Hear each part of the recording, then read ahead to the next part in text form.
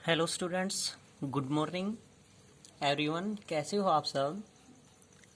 आज हम ninth class में स्टडी करेंगे केमिस्ट्री में फोर्थ चैप्टर। और फोर्थ चैप्टर में कुछ टॉपिक हम स्टडी कर चुके हैं।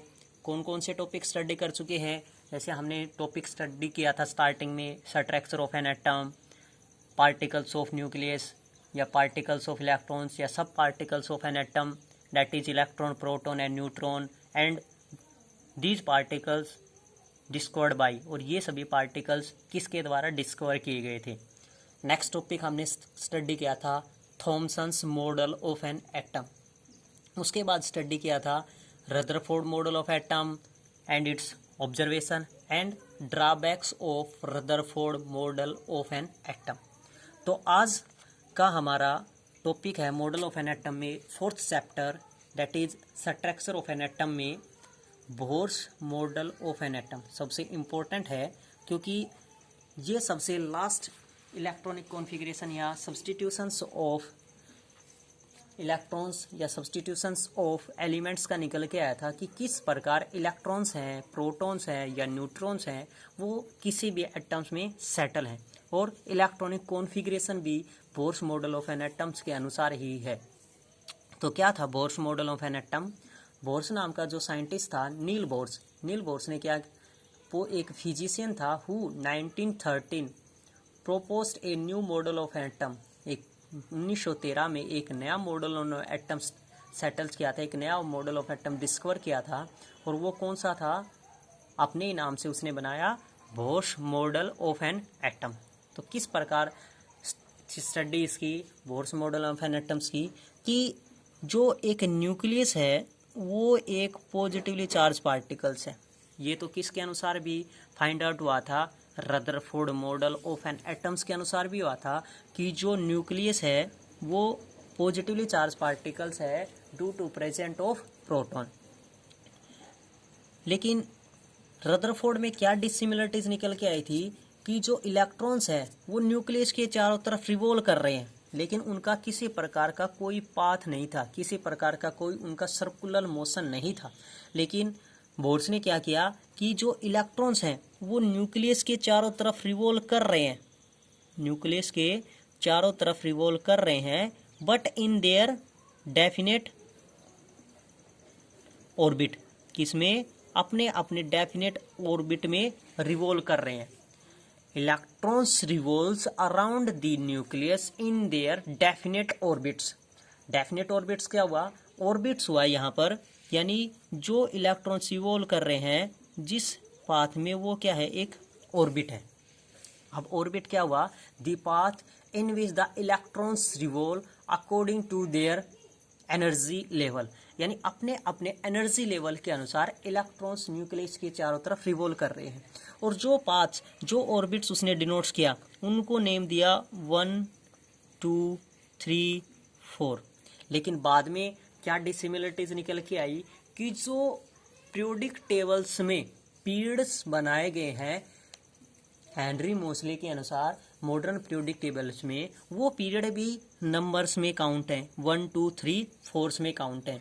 इसलिए इन 1, 2, 3, 4 की जगह 1, 2, 3, 4 की जगह नील्स बोर ने क्या डिनोट्स कर दिया? इन एनर्जी लेवल्स के नेम को चेंज कर दिया, और इन एनर्जी लेवल्स के नेम को डिनोट्स कर दिया K, L, M और N।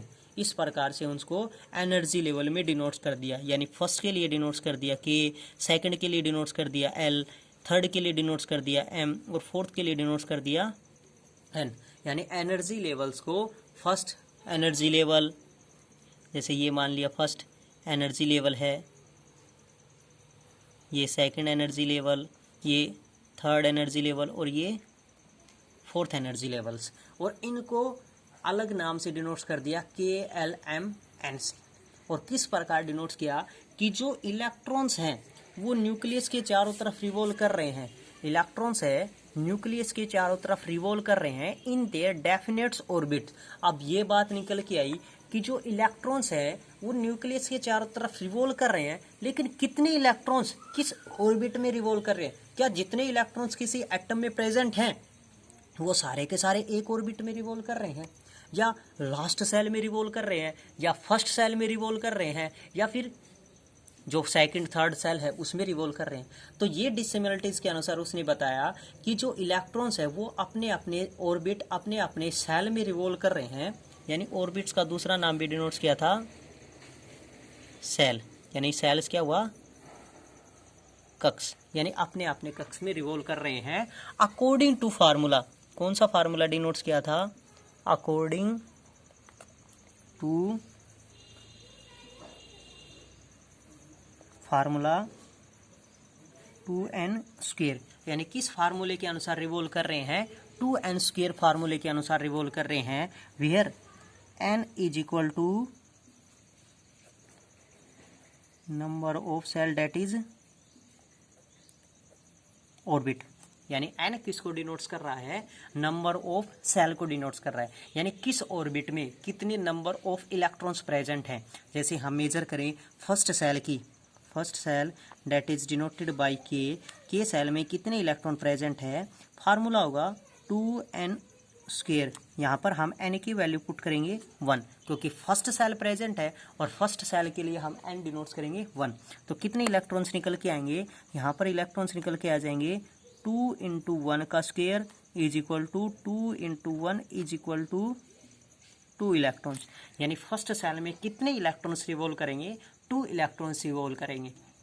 अब बात आई सेकंड सेल की, जो सेकंड सेल है that is denoted by L shell में कितने इलेक्ट्रॉन्स रिवॉल्व करेंगे, 2 × 2 का square is equal to 2 × 4 is equal to 8 electrons, यानी कितने इलेक्ट्रॉन्स, 8 इलेक्ट्रॉन्स रिवॉल्व करेंगे।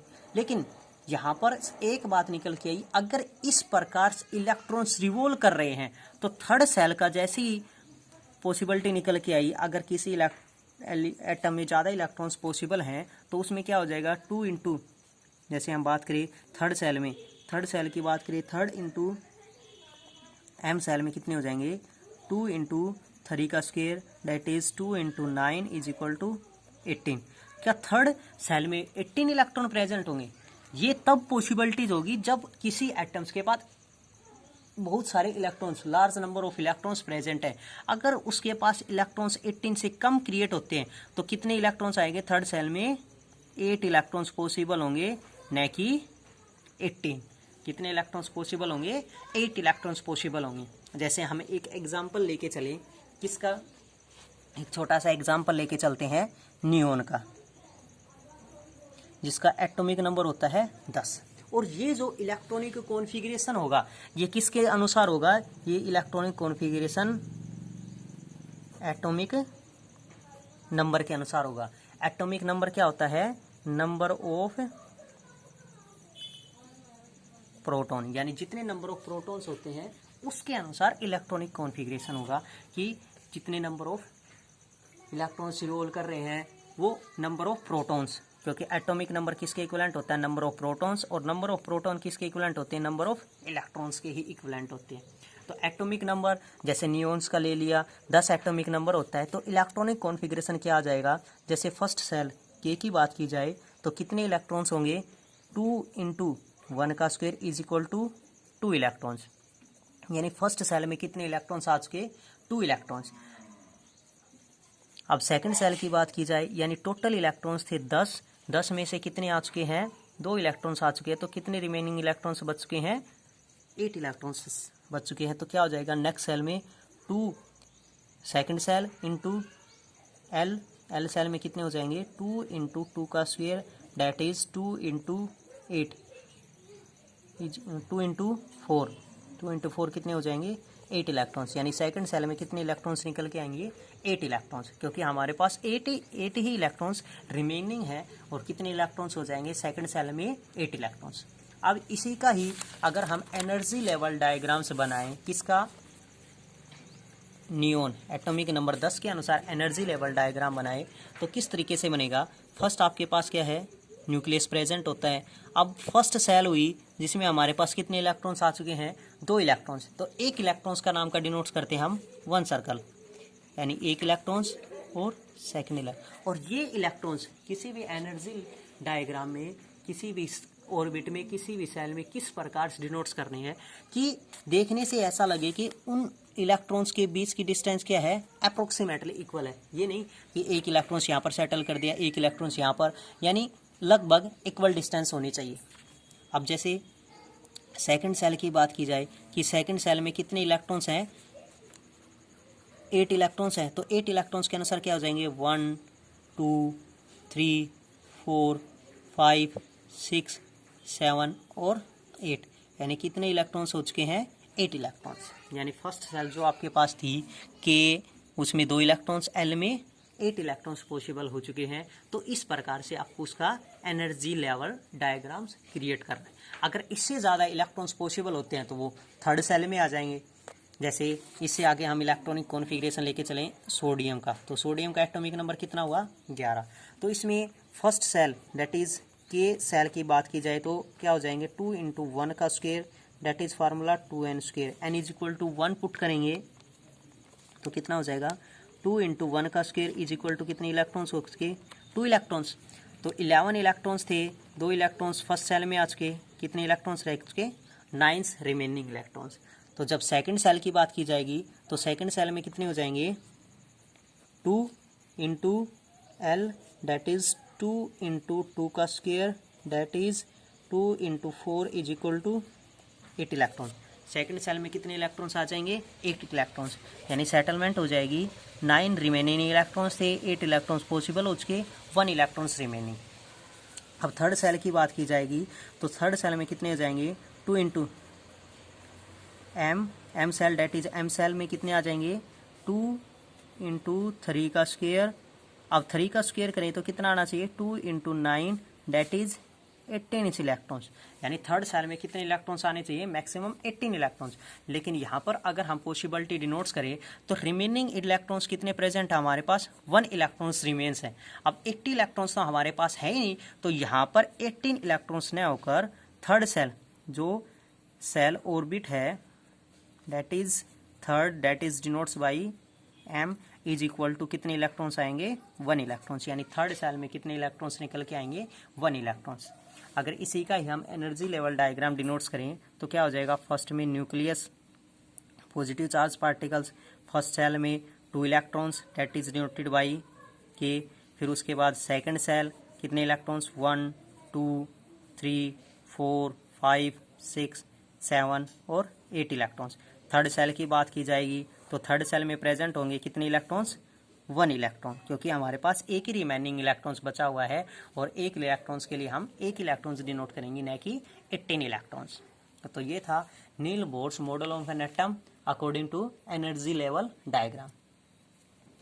तो जब इसमें एक बात और निकल के आई कि जो अगर हम एनर्जी की बात करें तो एनर्जी क्या होगी, एनर्जी अब्जॉर्ब हो रही है या फिर एनर्जी इमिट हो रही है। यानी एनर्जी किसी भी ऑर्बिट्स के द्वारा ली जा रही है या फिर दी जा रही है तो वो किस प्रकार होगी, अगर कोई इलेक्ट्रॉन्स फर्स्ट सेल से नेक्स्ट सेल में क्रिएट हो रहा है, फर्स्ट सेल से किस में जा रहा है, नेक्स्ट सेल में जा रहा है, तो एनर्जी क्या होगी,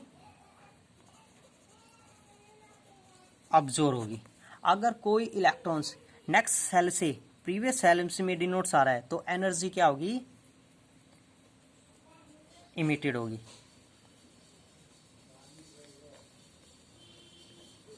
अगर कोई इलेक्ट्रॉन प्रीवियस सेल से फर्स्ट सेल से नेक्स्ट सेल में जा रहा है तो एनर्जी क्या होगी, अब्जॉर्ब होगी। और लास्ट सेल से या उससे नेक्स्ट सेल से प्रीवियस सेल में आ रहा है तो एनर्जी क्या होगी, इमिट होगी। ये था energy level diagram that is Niels Bohr's model of an atom according to formula 2n² that is electronic configuration of atom. यानी किसी भी एटम्स का हम इलेक्ट्रॉनिक कॉन्फ़िगरेशन करते हैं अकॉर्डिंग टू इलेक्ट्रॉन्स, वो किस प्रकार होता है। Thanks for today.